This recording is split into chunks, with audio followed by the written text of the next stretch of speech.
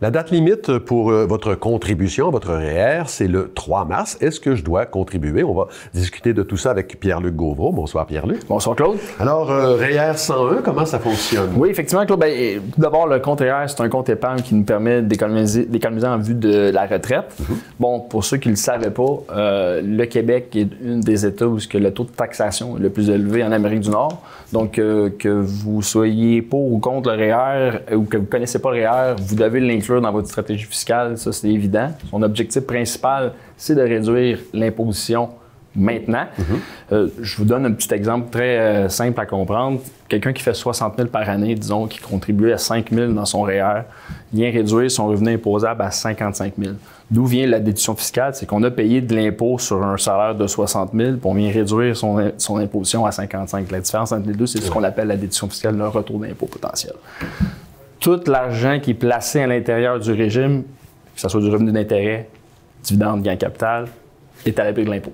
D'accord. Et quelles sont les règles de base du REER? Les règles de base sont très simples. Le maximum de droits de contribution à votre REER, c'est 18 de votre revenu brut par année, jusqu'en concurrence pour 2024 de 31 560. Ça veut dire, Claude, quelqu'un qui fait des très gros revenus, il y a un plancher, il y a un plafond, c'est-à-dire de 31 560 pour l'année 2024.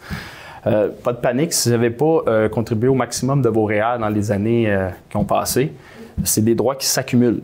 Donc, année après année, on peut aller rechercher ces droits. On peut faire du rattrapage REER qu'on appelle, donc aller chercher des droits de cotisation qu'on n'a pas cotisés dans le passé.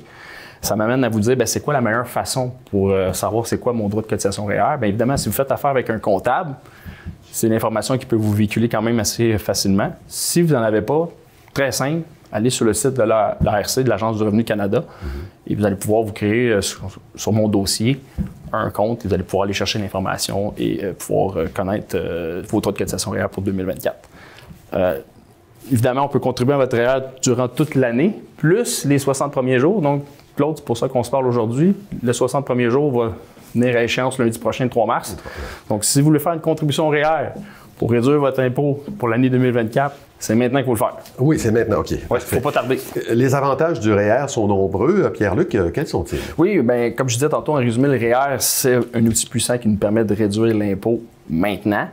L'autre chose que j'ai dit tantôt, c'est que oui, l'argent croît à l'abri de l'impôt, mais aussi il peut s'adapter et être flexible à tout type de profil d'investisseur. Donc, qu'on soit quelqu'un de prudent jusqu'à quelqu'un de très dynamique, on peut faire un placement qui va répondre à vos besoins. Il est important aussi de cotiser de façon intelligente.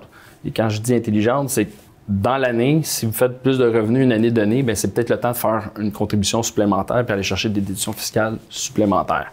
Et il faut faire attention aussi lorsqu'on va arriver au décaissement plus tard. Quand on va arriver à la retraite, il faut le décaisser de façon intelligente parce que là, ça devient du revenu imposable. Donc, il faut essayer de le réduire au maximum.